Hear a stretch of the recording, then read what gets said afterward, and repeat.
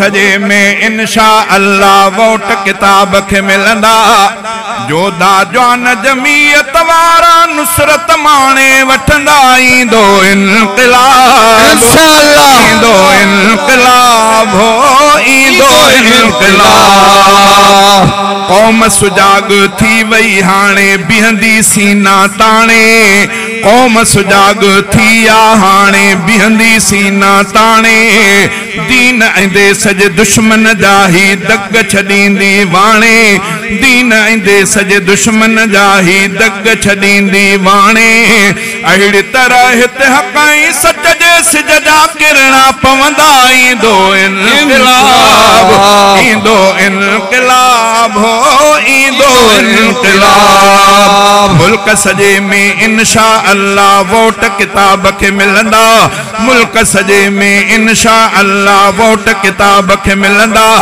जोधा जवान जमीयत वारा नुसरत माणे वठंदा। ईंदो इनक़िलाब, ईंदो इनक़िलाब, ईंदो इनक़िलाब। मौलाना जे क़यादत में ई थींदा सब सोभारा। मौलाना जे क़यादत में ई थींदा सब सोभारा। राशिद साहब जी आ मेहनत चमकी पवंदा तारा। राशिद साहब जी आ मेहनत चमकी पवंदा तारा। साईं अब्दुल क़यूम जे क़यादत में ही जोधा वधंदा। ईंदो इनक़िलाब,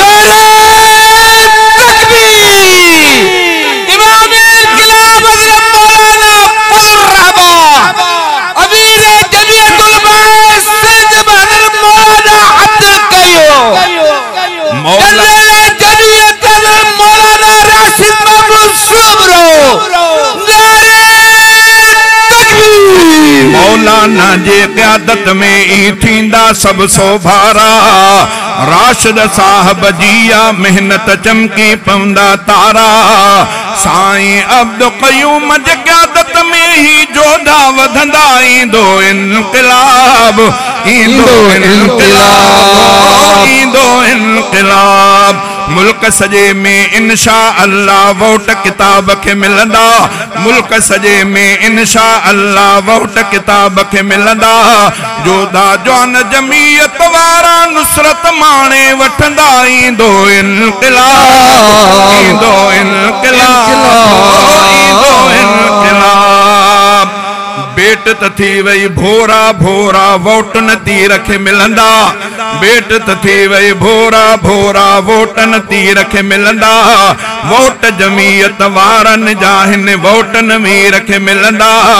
बेट त थी वई भोरा भोरा वोटन तीर खे मिलंदा। वोट जमीयत वारनि जा हिन वोटन मीर खे मिलंदा। वक़्तु अची वियो आहे हाणे हक़ जा हामी उठंदा। ईंदो इनक़िलाब, ईंदो इनक़िलाब हो, ईंदो इनक़िलाब। परते में नबी घुमल खपे। परते में नबी नारे तकबीर। जमीयत उलमा इस्लाम परते में नबवी, परते में नबवी। मुल्क त आहे सोन समोरो पर व्या लोटा खाई। मुल्क त आहे सोन समोरो पर व्या लोटा खाई। मुझे प्यारी धरती खे व्या अंदर खोटा खाई। मुल्क त आहे सोन समोरो पर व्या लोटा खाई। मुझे प्यारी धरती खे व्या अंदर खोटा खाई। देश जी धरती वागुन वारे वात महाणे कढंदा। ईंदो इनक़िलाब, ईंदो इनक़िलाब, ईंदो इनक़िलाब।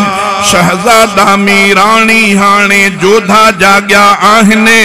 शहजादा मीराणी हाणे जोधा जाग्या आहिनि। शहजादा मीराणी हाणे जोधा जाग्या आहिनि। मुझे मिठड़े मुल्क जहाने जाग्या भाग्या आहिने। मुझे मिठड़े मुल्क जहाने जाग्या भाग्या आहिने।